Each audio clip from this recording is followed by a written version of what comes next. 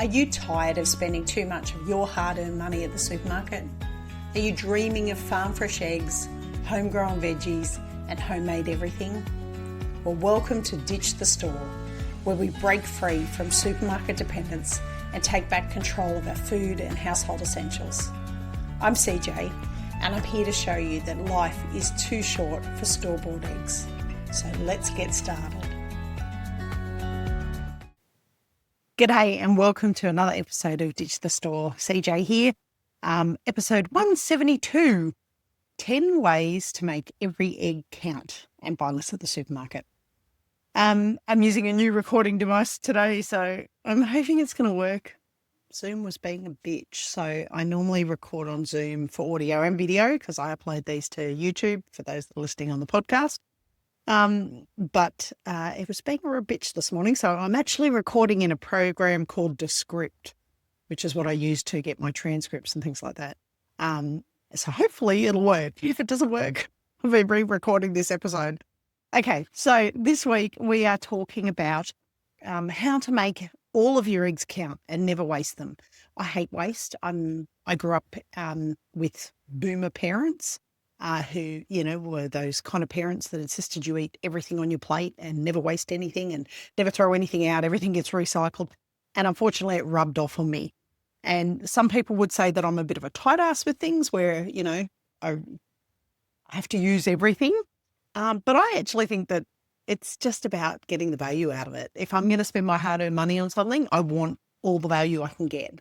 So I am one of those people who celebrates when we finish a yogurt container, like a big tub of yogurt in the fridge, and we get all the way to the bottom of it before it goes off. And same with everything else that I buy. I want to use every last bit of it and get every bit of value out of it. And I don't think there's anything wrong with that. If I'm, spending my money on something, I want the value. I don't see that as a problem. I don't think it's being tight, and I don't particularly think it's being cheap either. It's just about getting value. So the thing with eggs is most people think of eggs as just a breakfast meal. They think of it as, bacon and eggs, which don't get me wrong, we eat a lot of bacon and eggs in this household. For those that don't know, I'm predominantly animal-based diet. So I'm keto/carnivore. I kind of flick between the two, which is probably not really valuable, but it's the way that I like to eat. My kids are very meat-based. They enjoy eating animal-based proteins, and they're both very sporty kids. So animal-based proteins, certainly for them in their growing years, has been really good. MJ lately has been a bit low on iron. So we actually had her tested because she was tired all the time. And what we've worked out is that she is a little bit low on iron. So we might need to increase her red meat intake a little bit. And it is hard to get girls to eat red meat. I mean, she tends to be a little bit, I don't think she's weight conscious, but certainly she's a teenage girl. She's probably more conscious of her weight than, say, her brother is, where he's sitting there making protein shakes of a night with a raw egg chucked in. He certainly is not. He's trying to put weight on, not the opposite. Anyway, to me, eggs are a really versatile food, and I think they're a food that people underestimate a lot and don't perhaps place the same value on that I do. But anybody who's leaning towards that ditch the store philosophy, who's getting backyard chickens, or even if you don't have backyard chickens, but you're buying chickens in bulk from, say, the farmer's market, or you're buying them from a neighbour who produces their own eggs, you want to get every bit of value out of the eggs that you're purchasing. Certainly pasture-raised eggs, if you're buying good quality pasture-raised eggs, they're not cheap. So you definitely don't want to waste anything. If you're, aiming for that more frugal, self-sufficient kind of lifestyle, you definitely don't want to waste them. So a lot of people say to me, how many chickens do I need? But I think they're asking the wrong question. I think they really need to focus on how many eggs will I use per week, and then track that back to how many chickens you need. And keeping in mind that if you're getting more eggs than you need, there are things you can do to not waste those eggs. And we'll discuss that in a bit. But yeah, it's about how many eggs you're going to use in any given week. And, that varies. And that's okay, because eggs treated right will last for some time before you have to worry about them going bad. So it's not like you have to have the exact amount of eggs each week out of your chickens for what you're going to use. You can have a guesstimate and get pretty close. But think about where those eggs are coming from. So is it your own chickens that you're looking at? We've got 40 chickens. We have a larger flock. At the moment, we're still in the winter molt. My birds, all my heritage birds are taking their sweet ass time coming back from the molt. And that's okay because they're heritage birds and we expected that. Are you getting it from a neighbour, who's got an oversupply of eggs? Are you getting it from the local farmers market, buying direct from farmer, which is a great way to do it if you're not at that point, and we discussed it, I think, last week or the week before about whether or not you really need chickens. If you are not in a situation to have chickens yet, then buying from the farmers market is the next best thing because you're buying direct from the producer. Or if you really are not in that situation where you can do that, don't feel bad if you have to buy eggs from the supermarket. I had to buy eggs from the supermarket because we eat a lot of eggs and my chickens are on the molt and so they're not laying. And I did say to them, they're all freeloaders and if they don't hurry up, they'll go in the pot. But of course, I'm not going to do that. I just went and bought 2 trays of eggs from Costco and they were barn laid, which I know damn well is not ideal. But there was a big tray of cage eggs as well, which I didn't even think we could sell cage eggs in ACT anymore. But Costco obviously have gone around that loophole. So there was what appeared to be cage eggs to me. They were very, very cheap.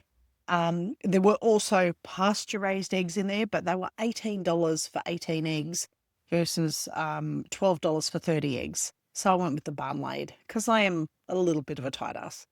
Anyway, before we get into all of what I want you to do to not waste a single egg, just a quick farm update. Obviously, I just mentioned that the chickens are still not laying. Turds. They're heritage breeds. Your Isa Browns and things like that will come back from the molt much, much quicker. That being said, we still have like 7 or 8 Isa Browns that haven't keeled over in the pen. And I don't even think any of them are laying yet, but they are in their 3rd year. So in all honesty, if we get eggs out of them in their 3rd year, I'd be very surprised. Once they get to that kind of 3rd year mark, Isa Browns are not designed to live forever. They will they'll go back to laying. They will absolutely lay, but they'll probably lay a couple eggs a week and that's it. And then eventually they'll keel over because their lifespan just does not last like a heritage breed bird does. I am starting to notice that the days are getting longer. When I leave work, I work a 10-hour shift when I go to work outside of the farm and coming out of an afternoon and the sun is still, the light, I shouldn't say the sun. We're in July here in southern New South Wales in Australia. It's freezing cold and it's been cloudy for the last week. But the light is still there when I come out at 5 o'clock, which is awesome, because it tells me that we're starting to move towards spring, which is my favourite time of the year, even though I won't have baby goats this year. We are planning for our next batch of chicks, so we're just starting to get the brooder house set up again so that we can move towards ordering day-olds. We'll probably get at least 50, possibly 100 day-old egg layers, and we'll probably do meat birds again this year as well because we used up all of our chickens that we had in the freezer. And with me being unable to do things with my leg, we just never got around to doing it last spring and summer. Our new buck arrives on the 22nd of July. So by the time this comes out, this will come out on the 23rd. The new buck will have been here a day. If you are not following us on Mojo Homestead, I would suggest that you go and follow on Mojo Homestead because I will be posting videos of the new buck. He is absolutely stunning and I cannot wait to introduce him to everybody.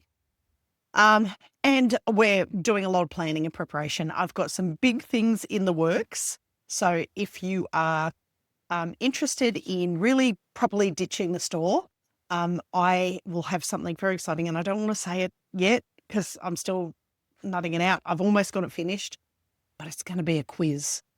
And it's going to be a quiz where you can get a score to see how well you're ditching the store and then try and do the quiz again in like 6 months' time and see if you've bettered your score.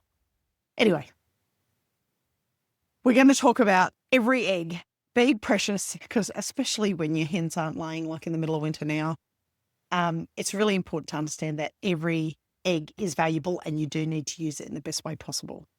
So first of all, when I say that eggs are the best value food that you might buy, I don't mean cheap, because if you're buying good quality pasture raised eggs, they're not cheap. They're actually quite expensive.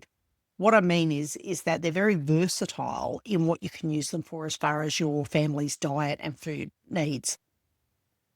As I said, most people think of eggs as breakfast foods. They think about bacon and eggs. They think about omelettes. They think about maybe French toast, stuff like that.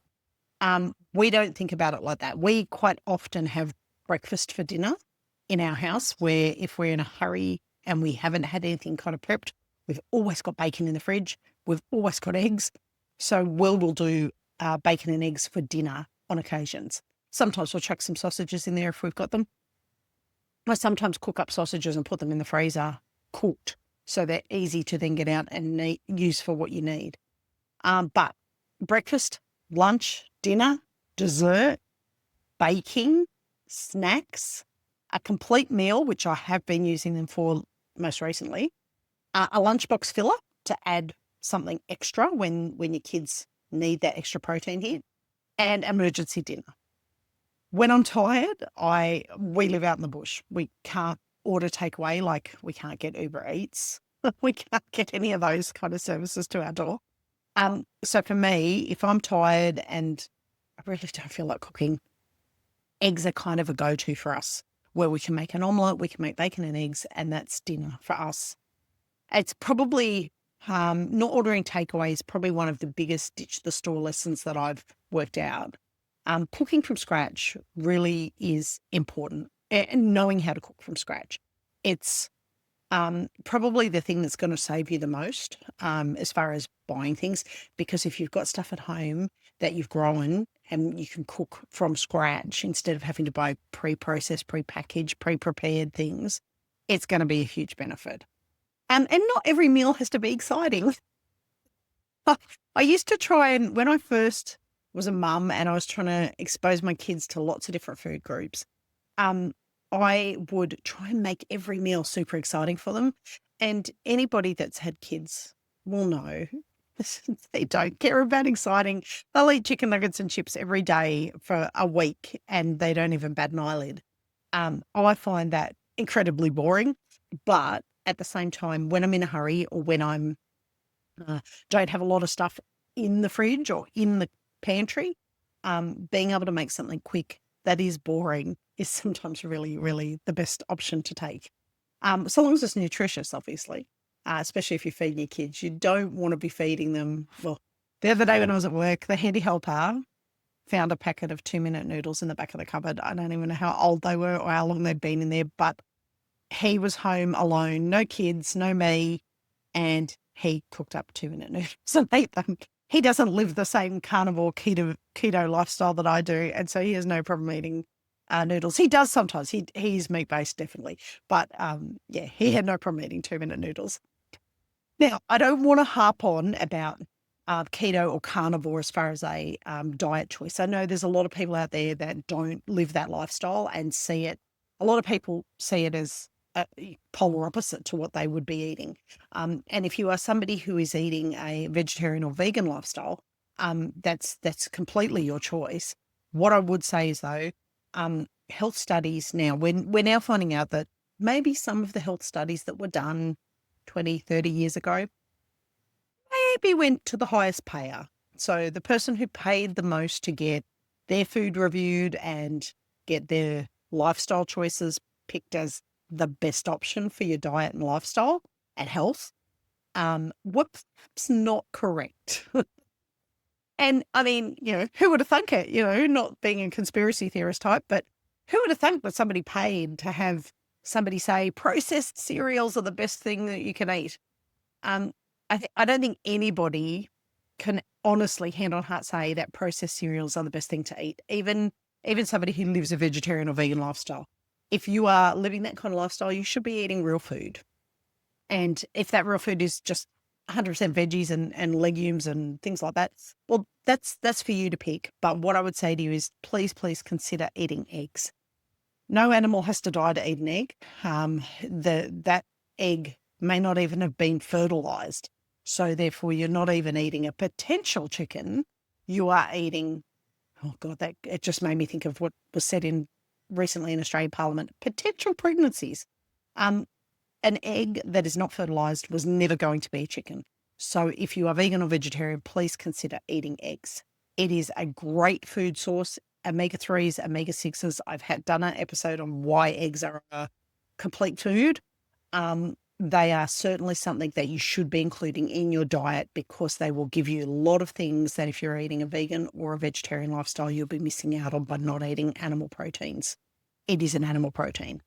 And it's an animal protein that you can eat if your lifestyle choice is about not hurting animals, you can absolutely eat eggs knowing quite comfortably that you haven't harmed an animal to do that. So not harping on about the keto or carnivore lifestyle because I don't teach diets. I'm not a dietitian or anything like that. What I will say is that it's interesting that people who follow the keto or carnivore lifestyle are increasing their protein, eating low carb, but they still want nutritious meals. And they know, the carnivore and keto group know that eggs are a complete food and that it's a great way to get all of your nutrients into you and really convenient as well. So they don't say beef, bacon, butter and eggs for no reason in the carnivore circles. They say that because those 4 things give you a complete diet that will give you all the nutrients that you need. And I know people are going to stand out there and go, but what about fiber? Do the research on whether or not you need fiber. You only need fiber if you're eating the processed crap. If you're eating the processed crap, then you have to have fiber. So if you can't give up the breads, the cereals, things like that, then yes, you do need fiber. So that's different. You need to eat your fruit and veg to get things moving through. Otherwise, you'll end up backed up. But if you're just eating meat, butter, bacon, eggs, you do not need fiber. Everything will move through. I did it for 3 months straight when I was sick a couple of years ago, and it was the best move I've ever made. And the handy helper and I are talking about going back onto that really hardcore cycle soon because we've both had some health issues that we want to kind of take care of. But the reason that eggs are so great is because they are high in protein. Because they have animal fats in them, they are incredibly satisfying. So they are quite filling and you can really, really eat quite a few of them and sate your appetite without having to eat other things. They're fast to prepare. Over night time, I boil 6 eggs. It takes me 10 minutes. I chuck them in a thing of cold water and leave them and walk away. And I come back like an hour later and peel them and chuck them in a container for lunch the next day. And they're very versatile. You can use them for other things other than just boiled eggs. But I don't want you to think about it from the perspective of, CJ saying you have to eat keto or carnivore. That's a lifestyle choice that you have to make yourself. I'm not preaching that you should do that.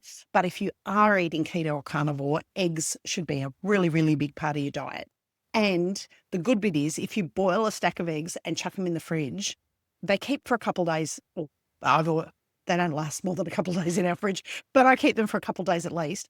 And there's something that you can go and grab if you're hungry and you're feeling, peckish and you're maybe reaching for something sugary. You can go and grab a boiled egg and just scoff a boiled egg really quickly, and it will sometimes completely kill that need to eat something sweet and sugary.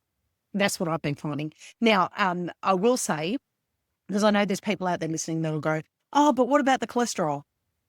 Oh, please do your research on cholesterol. It's like with the dietary guidelines that were put in, back in the 1920s, where somebody paid to have certain things said. I think it was between the 20s and the 50s.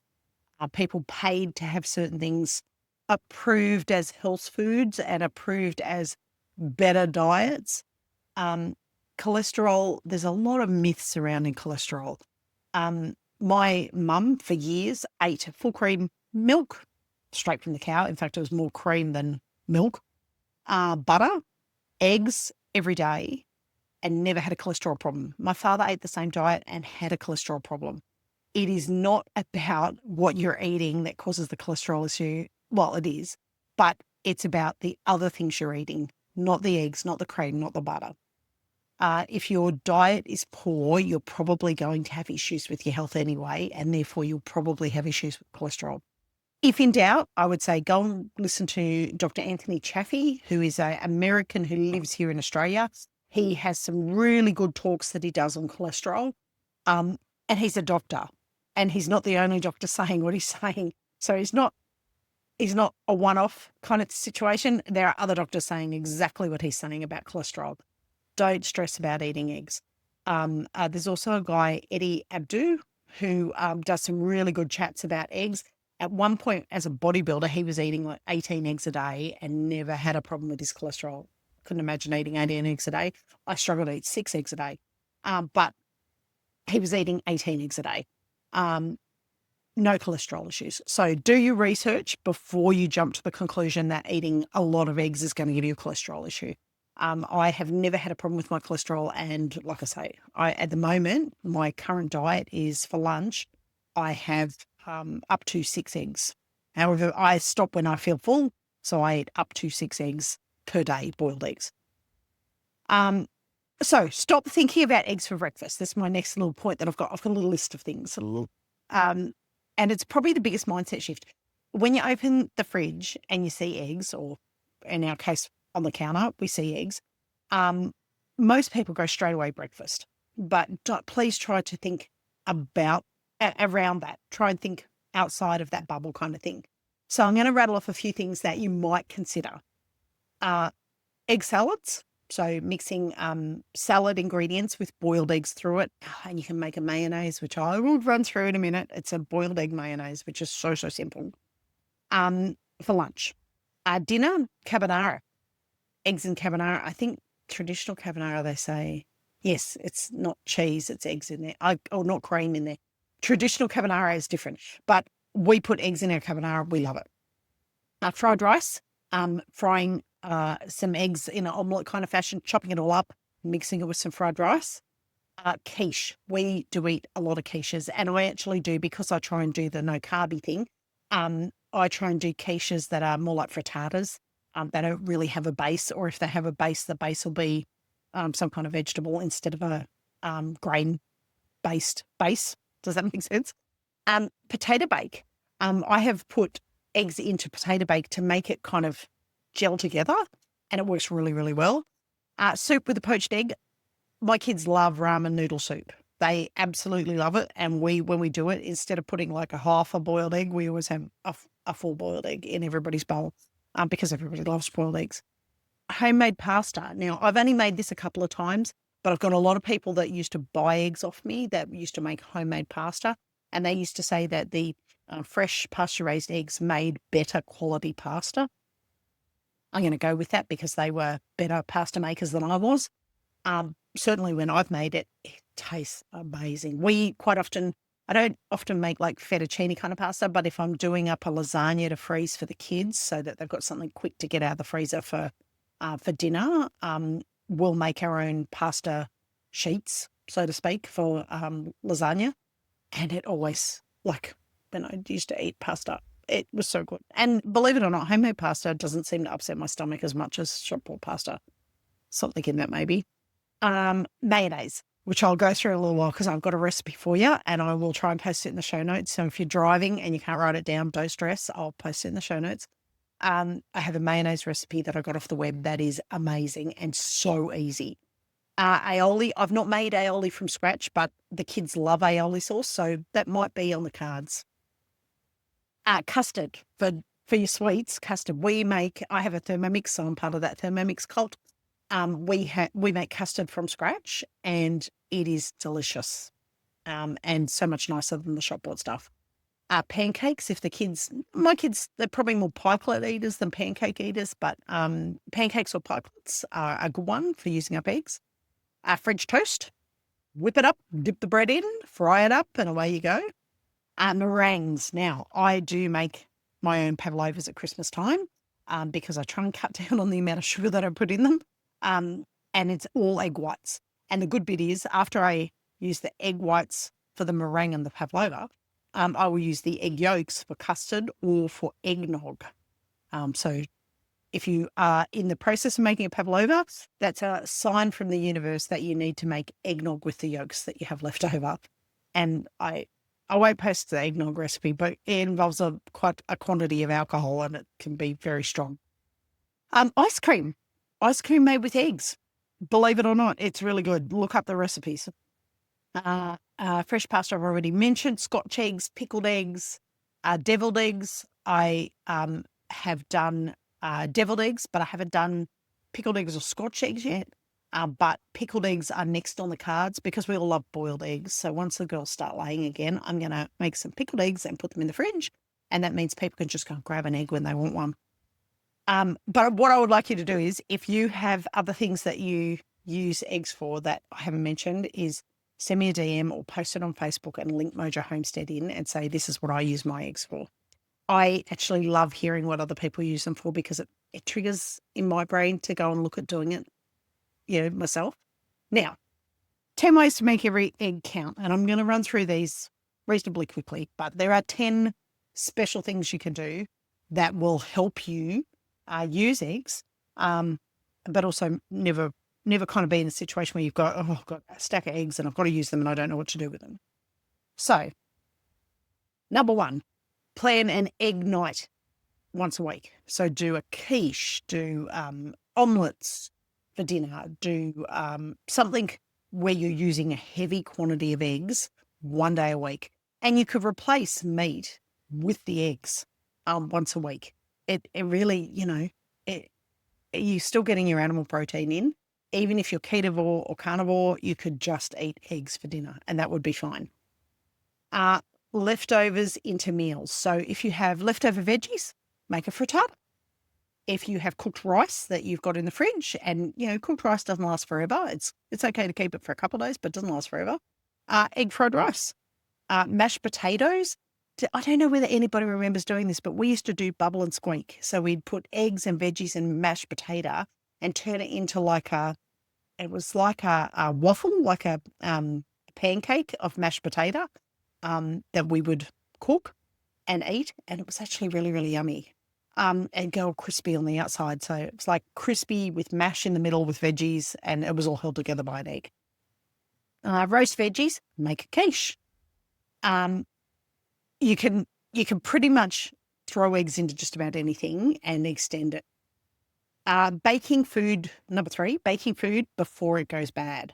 So, when you've got the bananas and they're brown and nobody's going to eat them at that point because kids, they've been conditioned just to eat yellow bananas. Even OJ, who doesn't like bananas, will eat banana bread. So if I have bananas going a bit funky, I will sometimes chuck them in the freezer just to harden them up. And then I can peel them really easy and cut them up and I make banana bread. Extra zucchinis, make muffins. Zucchinis can go into muffins and slices and you don't even know that they're in there. It's like a filler. And if you're really, really conscious about your fibre intake and you really want to make sure that you are meeting your fibre, and putting zucchini in muffins is a great way to do that. Leftover fruit, turn it into a cake. Even though I don't eat cake anymore myself, the kids do. So cakes, muffins, things like that, bit of fruit, eggs, away we go. Eggs are good because they hold everything together. So that's why they're good to make baked products with. Preserving, number 4, preserve your surplus. So if your chickens are laying much, much faster than you can keep up with, then start looking at ways that you can freeze, that you can pickle. We're going to do that this summer when we've got our oversupply. Water glassing, which I've done and I've got videos. If you go back and look at Mojo Homestead and type in water glassing, you'll find it. Dehydrating. I have never tried dehydrating, but that's because we don't have a lot of power here because we're off grid. But if I had a dehydrator, I would have a crack at it. But freezing, we've definitely done. Just got to make sure that you whip them up. Like if you're freezing, freeze them as a whisked egg rather than a whole egg. They just don't come out. The whites don't come out as well. But definitely pickling will be on the cards this year for us. Number 5, cook ahead. So things like I said, boiled eggs. I'll do up a big batch of boiled eggs, put them in the fridge, and everybody can just go and help themselves to boiled eggs. Egg muffins, so like heavy egg muffins instead of fruit muffins. Breakfast cups. We have done it in the past where we do a piece of bacon into a muffin dish, basically. and then crack an egg into that and bake it in the oven, and it comes out like a bacon and egg muffin. It's actually really good. The kids love it. Quiches, you can make ahead, and you can freeze quiches if you have to. If you've got a Cryovac machine, you'll see in the supermarkets now, a lot of supermarkets are selling Cryovac quiches where they kind of keep for a bit longer. Ready to go lunches. Now, what we are trying to do is, and this ties into the next one, which is replacing convenience foods. OJ absolutely loves a bacon and egg wrap. He, if we ever go to Macca's, which we do, yeah, we're a normal family. We occasionally buy food from Macca's. If we go to Macca's, he will sometimes, if we're going like on a road trip and we're stopping for breakfast, he will get the wrap. Now, what I found was a recipe online where I can make up scrambled eggs, bacon, all mashed in together, and even mushrooms, which generally don't freeze very well, but, we'll give it a crack. Make it as a wrap and freeze it. And then he can get it out in the morning when we have our really early starts, when the kids have got to come in with me when I'm starting work and they go to the gym in the morning. And we'll get his wrap out of the freezer, whack it in the air fryer, and he can then take it in with him to eat afterwards, and it'll already be hot. So we're going to have a crack at that over the next couple of months, and I'll try and post a video to show you what we do. But replacing convenience food is the next one, and that's the frozen meals, your packet snacks, your takeaway breakfast, like I just said. Boiled eggs is the simplest because you can just boil them the night before, whack them in the fridge. Cold boiled eggs is fine. But if kids want something hot, doing scrambled eggs in a wrap, and even for people that are on a low carb kind of diet, you can get some really good quality low carb wraps. Excuse me. Oh, I need to have a slurp of my coffee, which is probably cold now.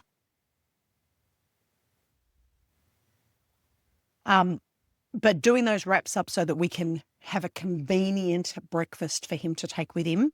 MJ doesn't always eat breakfast, and I don't push breakfast as the most important meal of the day anymore because I know what I know about insulin. I don't push it.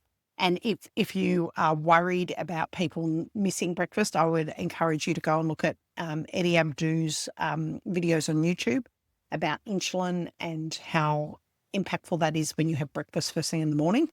You don't have to have breakfast. I don't have a problem with OJ having breakfast first thing in the morning. He's a growing boy. He goes to the gym.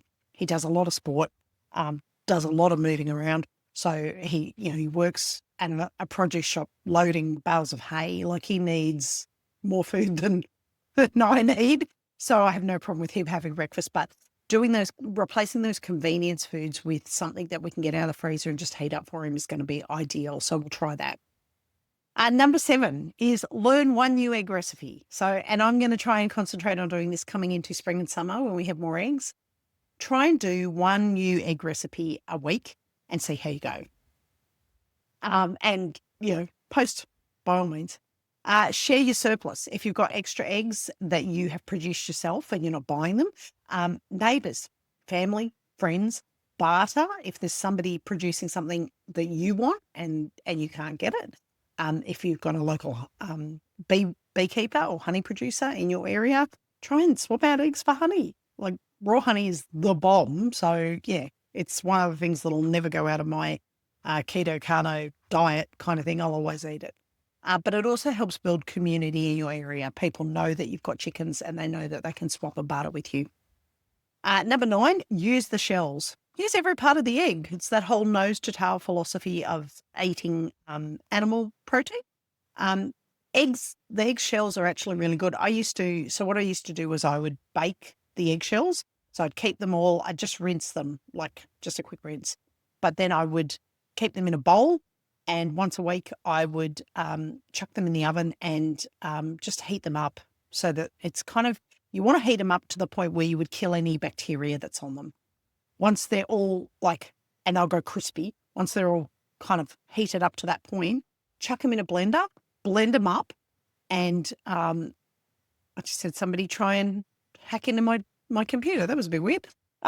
Once they're heated up to a certain level, chuck them in a blender, blitz them, and you can either put them in the garden compost or you can feed them back to your chicken as a source of calcium. They'll peck at them. They use them as in their croup as a grinder for their food. You can also put eggshells into a worm farm. Worms will, especially if you ground them up, be much easier, but you can chuck them in, just crush them and chuck them in if you want, if you don't want to go through all that. And same for the compost. Just crush them, chuck them in the compost, smash them up a bit in the soil, mix them through. They add a huge amount of calcium to your soil. I haven't used other methods for them, but that's what I have used. Now, the last one I want to say is respect every egg. And this sounds a bit woo-woo, and, I tend to not go very woo-woo, but to me, and it's a bit like when you're hunting and you kill an animal, or when you raise meat birds or meat cows or meat goats or meat sheep or whatever, that animal has given itself so that you can be nourished and eat. And I think it's really important that we kind of just stop for a second and go, well, I'm raising chickens. Every egg represents feed, water, time, care, and the hen's efforts to produce that egg. So it's, without wanting to sound woo-woo and sound, a bit too airy-fairy kind of thing, it's important that you recognise that, it's a lot of effort that's gone into every egg. Use it, respect it, use it as nourishment for yourself, and be really grateful for the fact that you've got it. I come from Scottish heritage, and I remember reading, when I was reading about Scottish heritage one day, about how they have a prayer that they say. And, I don't mind anybody else's religion. I have no problem. I'm not religious myself. I'm probably a bit more woo-woo. But whatever religion you have, obviously faith is important to a lot of people. And I think in Scotland, they have a prayer that they say. It's like a hunter's prayer. When they kill an animal, they thank the animal for giving them nourishment and for giving itself for them to use as food. And without needing to do that for every friggin' egg, I'd never do it for every friggin' egg. But I still think it's really important to acknowledge the fact that you are getting your nourishment from an animal, and that animal's giving that up for you to have that nourishment. And that's important.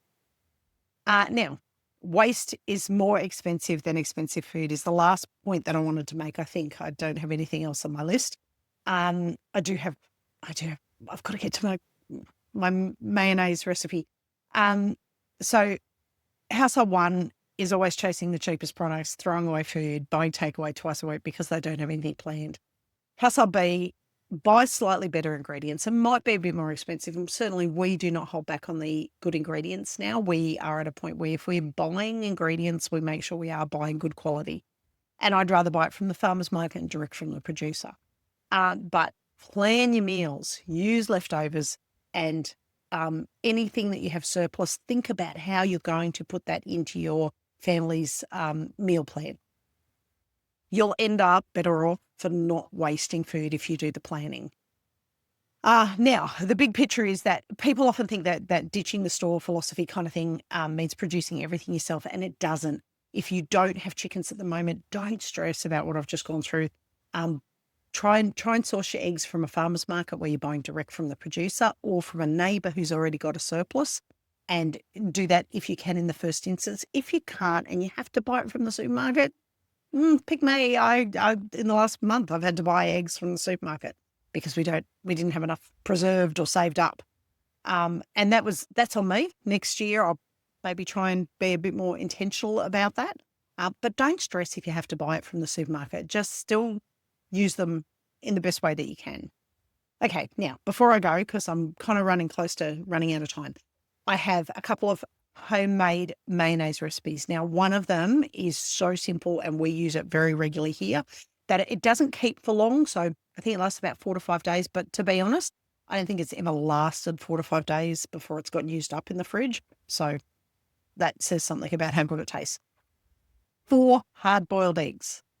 Then oil, and you can put a little bit of water in as well.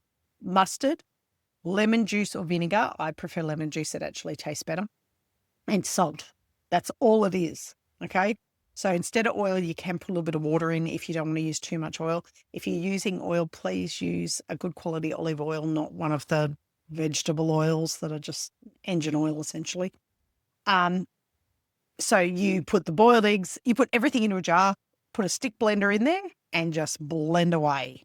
Now, if you're carnivore, you can replace the oil with beef broth or butter. Butter, I think, is probably the better option. But for keto people, butter, ghee, avocado oil, or bacon grease can also be used. Carnivore, I've got here unsalted butter. I would use salted butter. I like salted butter. Tallow, salt's another one of those things where we kind of got lied to a bit. Salt's actually really, really important for you. Butter, tallow, and bacon grease are the ones you can use if you're carnivore. You can use apple cider vinegar if you don't like lemon juice. And you can use seedless mustard or seeded mustard, your choice. You can use whatever mustard you like. Blend it all up. Honestly, you will thank me later. It is the best recipe for mayonnaise that you will come across, and put that on a steak. Oh my God, you won't know yourself. Now I've got here on my show notes that I'll add in. You can freeze it in ice cube trays for single serve portions, and it keeps in the fridge for 5 to 7 days. Like I say, I don't think it's ever lasted 5 days in our fridge. Now, I do have another recipe that I will also link to the show notes, which is carnivore butter mayonnaise, and it's 3 egg yolks at room temperature, half a cup of grass-fed butter, melted and warm, but not boiling. Don't overheat it. You just want it liquid. Juice of half a lemon and a quarter of a teaspoon of sea salt. I haven't tried this one, but this is a proper carnivore butter mayonnaise recipe. So if you're very strictly carnivore, that would be a really good one to try. So that's it for this week. I got through everything. Handy helpers outside doing crazy work at the moment because it's copper bolus week. So we're doing copper bolus for the goats to get on top of that barber's pole worm before spring hits. We're also getting fencing done for the lovely new buckling that arrives next Wednesday. I can't wait for him to arrive on the 22nd. 22nd? Yeah, 22nd. So we're out doing crazy amounts of work, and I'm trying to madly get things recorded at the same time. So I will have my quiz. For those that are interested, I will have my quiz up and running very, very soon. It's actually live at the moment, but I don't want to give you the address for it because, oh no, I'll give you the address. It's basically at ditchthestore.com / I can never remember the slash that's down the bottom with the question mark above it. DTS score. And so it's going to give you a Ditch the Store score. It'll be a percentage, not how much you're saving dollar-wise, but how much you're replacing out of buying from the store. So if you're listening, if you're one of my listeners, you're the first ones to get access to it. Ditch the Store score. So DTS score behind the / should take you to the page if it is working all well and good by then. But this week's challenge, what I want you to do is go do your Ditch the Store score to start with. But secondly, see how many different meals you can make with eggs involved. And it doesn't have to be predominantly eggs. Maybe try one night of the week, predominantly eggs. But then the rest of the meals that you do ramen and put boiled eggs in it, boiled eggs in soup. Do a quiche. It's not, it is predominantly eggs, but you can put meat and veggies in there as well. Add cheese. I love putting feta cheese in a quiche. But you might surprise yourself on how much you can use as far as eggs go. Anyway, that is it. Like I said, there you go. I actually had the webpage for the Ditch the Store score at the bottom of my show notes that I just scrolled down to and went, whoops. So Egg Without Cartons, hopefully the book will be coming out soon. I will let you know, obviously, as my listeners, you'll get first access. But head to, it's www.ditchthestore.com / DTS score. And that will give you a Ditch the Store score and see what you're working with. Now, what I would encourage you to do is in 6 months' time, go back and have another crack at Ditch the Store score. And if you see if you've improved, see if your percentage of the amount of stuff you're getting from the supermarket versus what you're growing at home or preparing at home has changed. Anyway, that's it for this week. Thank you so much for listening. I really do appreciate it. And one thing I would add is if you are so inclined, please, please, please go and leave a review. I'm really trying to push the podcast out there now to try and get reviews. And it would be awesome if you could leave a review. And somebody's just tried to hack into my computer again. Oh my God, I got to go sort that out. Anyway, I will talk to you all again next week. Bye for now. Well, that's it for today's episode of Ditch the Store. If you're loving the journey to self-sufficiency, be sure to subscribe. You can also leave a review for us or share this episode with a friend who's ready to break up with their supermarket. If you've got questions or success stories, we'd love to hear about them on the socials. You can also find me at www.mojahomestead.net. Until next time, keep raising, growing and making. And remember, life's too short for store-bought eggs.